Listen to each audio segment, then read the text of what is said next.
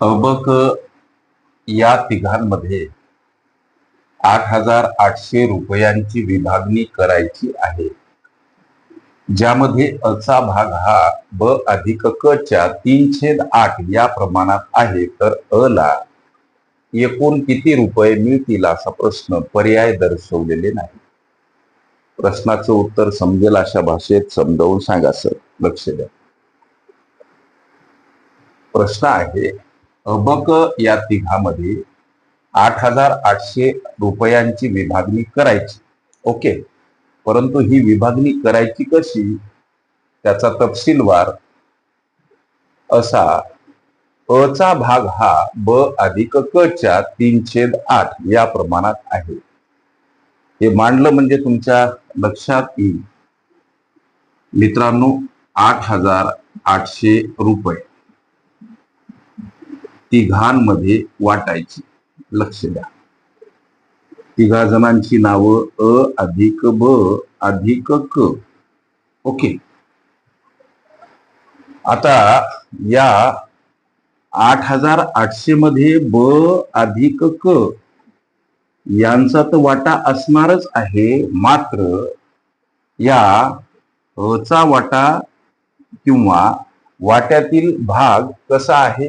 अचा भाग हा ब अधिक क च्या 3/8 या प्रमाणात. या दोघा जणांना या रकमेतील वाटा तर मिळणारच, मात्र अचा भाग वाट्याचा असा आहे की अचा भाग हा ब अधिक क च्या 3/8 या प्रमाणात. हे मांडायचं कसं, तर 3/8 आणि कंसामध्ये ब अधिक क असे ते वाटे.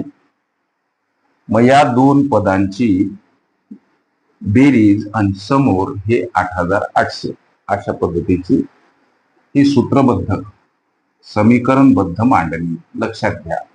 जसं की आता हे मांडलं म्हणजे तुमच्या लक्षात येईल 3/8 कंसामध्ये ब अधिक क परत हा ब अधिक क चा वाटा. ओके, समोर हे 8,800 रुपये. लक्षात आलं तुमच्या. या ब अधिक क ला या धनराशीतील रक्कम मिळणारच आहे, मात्र अचा वाटा असा आहे, हा आहे अ, हा ब तर आहेच आणि हा क आहे.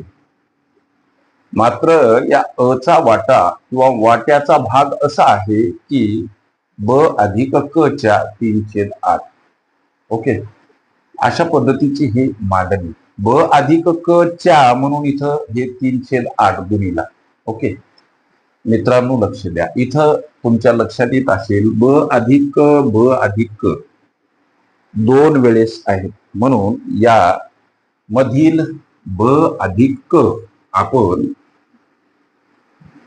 सामायिक किंवा इंग्रजीत ज्याला कॉमन असं म्हणतात घेऊ शकतो. ओके, ब अधिक क कॉमन घ्या. आता लक्ष द्या, कंसामध्ये आता 3/8 आणि अधिक 1 लिहा.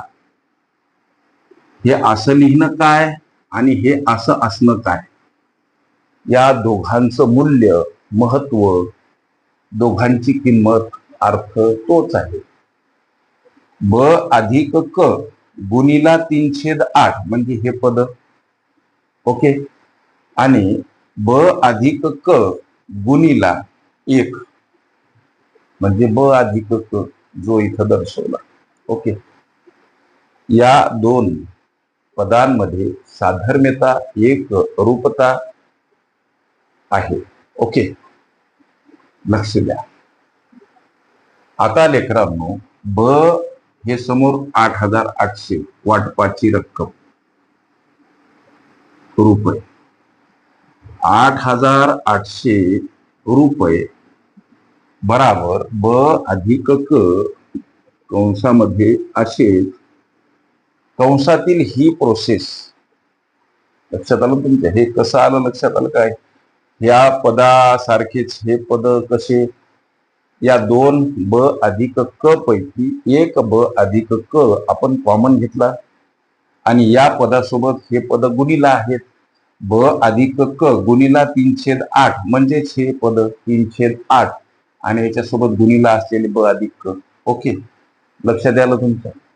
आणि अधिक एक म्हणजेच ब अधिक क गुणीला 1 म्हणजे ब अधिक क. ओके, निरूपण लक्षात आलं सर? पुढं चला. आता ब अधिक क असेच ही कंसातील प्रोसेस. हा पूर्णांक युक्त अपूर्णांक याचं अंशाधिक रूपांतरण करत असताना आपण छेदाने पूर्णांकाला गुणत असतो. 8 1 8, त्यामध्ये अंश मिळवत असतो. 8 3 11. लक्ष द्या, 8 3 11. छेदस्थानी छेद जसाच्या तसा आपण ठेवत असतो. ओके, लक्ष द्या. म्हणजे आता हे 8 इकडे येताना हे मांडलं म्हणजे तुमच्या लक्षात येईल 8800.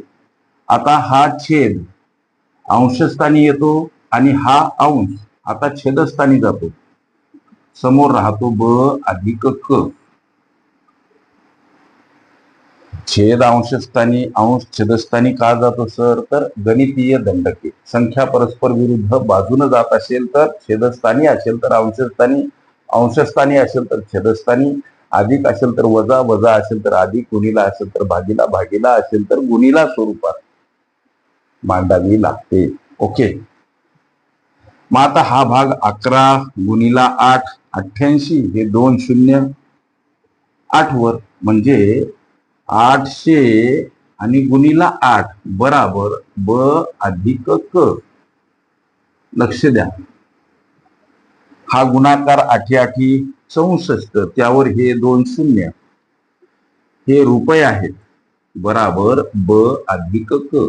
याचा अर्थ वरील रकमेतील अर्थात 8800 या रकमेतील ब अधिक क चा दोघां मिळून वाटा 6400 रुपयाचा आहे.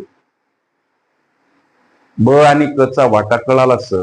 आता अ चा वाटा किंवा वाट्याचा भाग कसा आहे? तर ब अधिक क च्या 3/8. मग सोपं. आता लक्ष द्या, म्हणजे 3/8 सोबत गुणीला, हे दोन पद एकमेकासोबत गुणीला आहेत म्हणून इथं गुणीला चिन्ह आल्या. ब अधिक क ची रक्कम 6400, इथं ते मांडा 6400. हा भाग द्या 8 8 64, 2 0 आता 8 वर म्हणजे आता 3 आणि 800, 3 गुणीला 800 बराबर 8 3 24 आणि त्यावर 2 0, 2400 रुपये ही अ ची रक्कम. या 8800 मधील प्रश्नामध्ये अ ला एकूण किती रुपये मिळतील असा प्रश्न. 2400 रुपये हे या प्रश्नाचं उत्तर आहे. प्रश्नामध्ये त्या मुलाने पर्याय दर्शवले नव्हते. ओके, संकीर्ण प्रश्न संच ही माझी प्लेलिस्ट अवश्य बघा. त्यामध्ये विविध स्पर्धकांनी विचारल्या अनेक अशा संभाव्य प्रश्नांचा सराव तुम्हास करता येईल. काही आव्हानात्मक प्रश्न असतील, चिकित्सात्मक, मनाला, बुद्धीला, जीवाला बोजड असे प्रश्न असतील तर माझ्या ह्या नंबरवर अवश्य पाठवा. त्या प्रश्नाचं निरसन तात्काळ 0 मिनिटात केल्या जाईल. ओके.